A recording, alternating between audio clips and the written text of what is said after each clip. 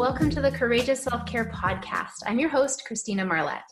On this show, we talk about self-care that goes beyond bubble baths, chocolate, and wine. With this kind of self-care, the courageous self-care, we're looking for lasting transformation by being strategic and by being mindful about our self-care. And the courage comes in because generally the best self-care involves moving through fear. Often we need a guide for this. And so today I am so delighted to have a guest with me, Karen Preysnar. Karen, welcome to the show. Hi, Christina. I'm so glad you're here. Thank you so much for having me. My pleasure. So Karen, tell us a little bit about who you are and what you're up to these days. Well, I live just outside of Washington, D.C., and I own a yoga studio. I teach a Korean mind-body practice. And I've been doing that for about 10 years now. I understand you started your own kind of personal development journey about the same time, 10 years ago. Yeah, that's right. So before that, I was a financial planner for about almost 30 years. And I, very analytical mind, and I sat at a desk and I researched and I, analyzed and I crunched numbers and I wrote and, brain power, Yes. and it was fun and I loved it and I was good at it, but it got to a point in my life that I decided to make a change, and I shifted over into yoga, which is about as different as it can get. Yep.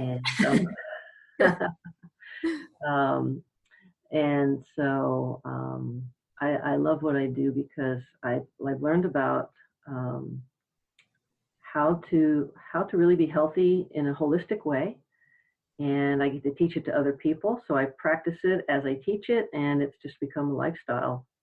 So I'm currently, I think we'll get into this a little bit later, but I'm currently shifting into being more online, more globally present to touch more people's lives, because I have a brick and mortar shop right now, and people need to physically come into the location for me to be able to work with them, and I want to do more than that.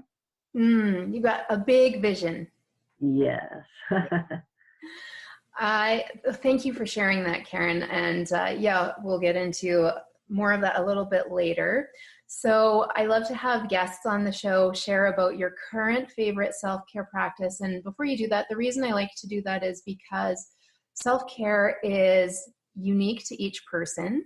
And what works for one person may not work for another person, but also when we hear different ideas about what self-care is for different individuals, it gives us ideas.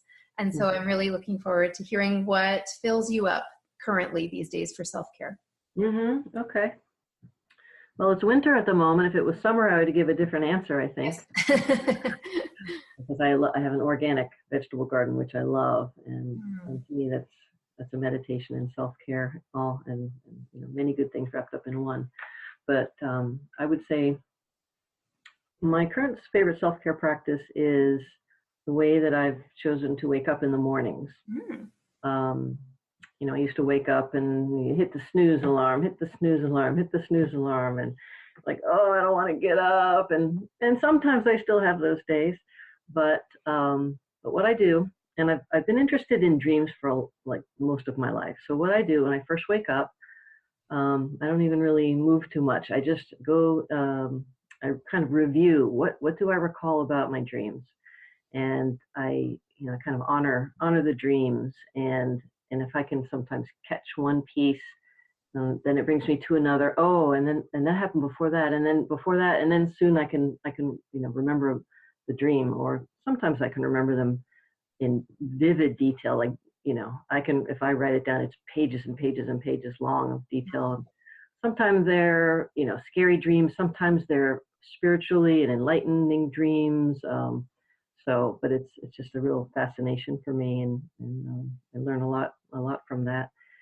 So it starts with that, and then I'll usually reach for my water. I keep water near the bed, and I try to drink, 10 to 12 ounces of water first thing, hydrate myself, and then I think about what I'm grateful for, and to start my day feeling like happy and alive and grateful, and then I'm ready for my day. Well, thank you for sharing that practice with us, Karen. That's so valuable. And it's true, the energy that you wake up with carries into the day. And most people don't wake up with a smile on their face and ready to jump out of bed. So I do something similar. I program my mind for the first few minutes so that when I wake up, I'm going through gratitude, because gratitude truly changes everything. It's one of the foundational skill sets of courageous self-care. And then I have a bunch of mindful practices that I do as well, but I don't do the dream thing. So I'm intrigued about that. And what I wanted to ask you about that is, I've heard and read, I haven't put it into practice for myself, but when you pay attention to your dreams, they give you more insight into who you are and decisions that you're making. So have you found that to be true for yourself? I find it kind of shows me, kind of like sometimes it's kind of a barometer of where I am. Like if I have some kind of disturbing dream, then I know there's, something is unsettled within me. So it kind of gives me clues into that kind of thing. So, and I've never had precognitive dreams, but I for many years, not so much lately, this is like you talk about self-care as a skill set. For many years, I practiced lucid dreaming, which is, it's almost like, I was reading when I was in college, I found a book on self-hypnosis, and I decided to kind of use that kind of a practice and to help me realize when I'm dreaming. And so through that practice, you can work with your dream characters. Ooh. And ask them questions, and sometimes they don't answer. They have a mind of their own. It's really interesting. Like, hey, now wait a minute, this is my dream. I'm in charge here. Not really. So, so you can learn a lot from dreams. Yeah, fascinating. Thank you for sharing that. I love it. We're going to pause here for a moment for a brief message from our sponsors, and we will be right back. Welcome back. We are going to continue on with the interview. So the other thing I love to do in our interviews on this podcast is hear your story of courage. And just before you do that, the reason why it's so valuable to share our stories of courage is for a variety of reasons. One of them being that often women we don't give ourselves permission to acknowledge that we are courageous. And so by hearing stories of courage, we can say, oh my gosh, I did something similar. I must be courageous too. Or if you're going through a similar situation and you don't know what to do, you hear these stories of courage and, oh, if that worked for that person, it might work for me too. And then the last reason is that courage is contagious, and it's a collective energy. It's not something that is beyond you or outside of you. It's Karen and I were talking earlier, courage is actually a choice. And so when we immerse ourselves in this energy of courage by listening to stories, and these stories are always so powerful, it gives us permission to choose to be courageous as well. So Karen, I would love to hear your story of courage that you're going to share with us. Well, thank you. Thank you for giving me this opportunity. I will go back to the transition I made out of financial planning and into yoga. So for my entire life up to that point, I was an introvert and shy, and I had a lot of pains, headaches, gut pain. I didn't know how to take care of myself at all, which, I probably thought I did, but kind of clueless. So I was very comfortable in the job. I was a salaried employee, and one of the senior people there. I've been there almost since the firm began. People relied on me a lot, and I had full benefits, all of that. It was very, very comfortable. but it got to a point in my life, just things came kind of crashing down, like just one thing after another. And it got to a point where I was having a hard time getting through my days. I'd go to work, I'd sit at the desk. Okay, I'm at the same desk, and God, how can I get through another day? I mean, it was really bad at that point. And kind of a gift from heaven. Somebody popped a yoga flyer on the side of my mailbox, and I was just so grumpy then. I said, "Oh, what is this trash? Somebody put trash on my mailbox. I've got to deal with it." Rah, rah, rah, rah, rah.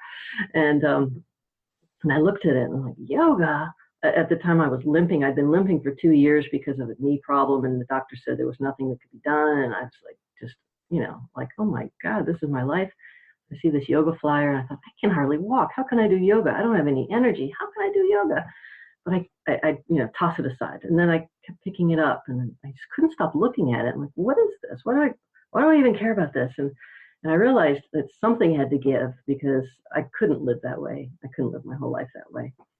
So I went and checked it out, and the place seemed so strange to me. It was very foreign, and I didn't understand what they're talking about. And I said, well, I need to try it. And just from one class, I felt a big improvement. Wow. And like actually for the first 2 days after that one class, I could walk without any knee pain. I could walk without limping for the first time in almost 2 years. I said, what in the world is this? What is going on here? So I decided that I needed to really hang on to this, and it became like my lifeline. So I did everything they recommended.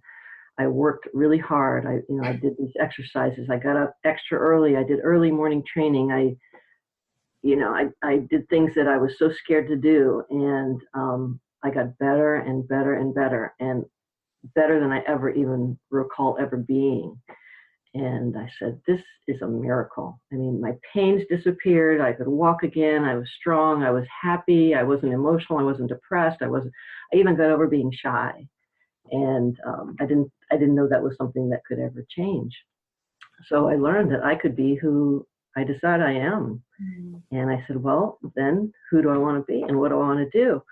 So I was really afraid to change, to leave that job. I'd been there so long, and a lot of people relied on me, and it was my income. So I decided I was going to open a yoga center of my own and find people out there like me who needed someone to help them from a place of desperation where it seems there's no hope. And even though I was scared to death, I announced to the company, I'm going to be leaving you now. And their jaws dropped, and my jaw dropped, and everybody was like, trying to put on a good face and saying, well, we're really happy for you. But, then they came to me one at a time later and said, what are you doing? You don't know what you're doing. You don't know how to run a business. You don't know how to do marketing. You don't know. I used to be even afraid to talk to people. And I thought, I'm going to have to talk to people if I'm running a yoga business. So I don't know how I'm going to do it, but I just chose. I said, I'm just going to do it. And I don't know how. And I put a second mortgage on my house, and I just did it. I just put one foot in front of the other. And that was 8 years ago. I opened my front door, and people started coming in. I said, wow, people are showing up. I mean, does he know it's me here? He likes to come. It's me. It's me that you're getting. But it worked out, and I've met thousands of people. I've touched so many people's lives, and they've touched mine, and it was for sure the right decision. That is just a magical story. I was getting cascades of goosebumps, which I call truth bumps. And Karen, I really honor you and commend you for taking that giant leap. And you said something that's so important, is that when we are getting such a strong draw or being pulled towards something, we don't actually have to know the how. We just need to trust our intuition, this call, this message, this feeling that we're getting, and move towards it one step at a time, just like you did. Like, how am I going to pay for it? Oh, well, I'll put another mortgage on my house. Okay, so now what's next? And I think that's so valuable to understand when we're going through something scary. So we don't need to see miles and miles ahead of us. Just, there's that analogy of just what our headlights light up in front of us. We can get all the way from one side of the country to the other, by just seeing 10 feet ahead of us. Yeah. And, think about even my job was a financial planner. Everything had to be planned. Yes. Analyzed and planned and written out, and you can see exactly where you're going and how you get there. And so I had to just let that go. I love that you took something that was such a moment or experience of desperation for you, and you turned it around by being open to a new experience, and then had such a significant change that you turned your former challenge into a solution for other people. I think that's so important to recognize, that we go through challenges so that we can help other people reduce their suffering. Yeah. Thank you. And as I look back over my life, there's been many challenges, and at the time I didn't like them and I didn't appreciate them. But in hindsight now, every single one of them is a great gift. Yes. Truly a gift. Yeah. And just to have that awareness, like sometimes I'll be going through something and I'll be like, this is not fun. I'm not enjoying this, but what is the gift? I'm ready to receive it. So Karen, you, along with your yoga studio, you said you've got a global vision. You're up to some very big, exciting things. Why don't you tell us a little bit about that? Sure, I'd love to. Thanks. Right now, I am in the middle of putting together an online summit. I'm interviewing experts around how to manage your energy. So the title of my summit, which will launch February 9th, 2019, is Take Back Your Energy, Self-Care Secrets to Calm Your Mind, Manage Stress, and Feel Your Best. And so, it's not just about self-care. It's not just about, calming your mind or stress management techniques. It's about all of it all together, because I like to take a holistic approach. So ultimately it's about managing your energy. And if you tune in, you'll find a lot of people are talking not only about managing your energy and self-care, but even things like consciousness, because it's, you really, to really get into it and make it a lifestyle, it's all of those things. Yes. It's energy, it's consciousness, it's your body, it's your mind, it's all working together in one grand design. It's all the goodness. Yeah. I love that. So how can people find it online? Where can they tune in? Give us the details. I will, let's see, I'm gonna put together a landing page that will have a registration for opting in, and maybe on your page for your podcast, we can put a link to that. Absolutely. You can just click it, yeah, and you'll see right there, it'll be a little video of me explaining about the summit, and it'll just put in your first name and your email address, and you'll get registered. And it will run for 3 weeks, and each day I'll send out an email that tells you who's going to be my guest and what we'll talk about, and you can tune in or not, as you wish. And so, yeah, that's how it works. Sounds like there's going to be a lot of great, really transformational information coming from your summit and your guests. Yes, thank you. Yeah, it's going to be. I did a summit just about a year ago at this time, around the amazing healing power of food, and it was enlightening. It was just, I learned so many things about nutrition and food and how the body works and how hormones work, and it was so much fun. And there were really wonderful guests who were very generous. And each guest on the show will offer a gift to the audience, a free gift to the audience. So you'll be able to pick up lots of treats. So I hope you'll tune in. Oh, that's so amazing that you're doing that. I'm sure that is a whole other story of courage and stepping outside of your comfort zone, organizing something like this.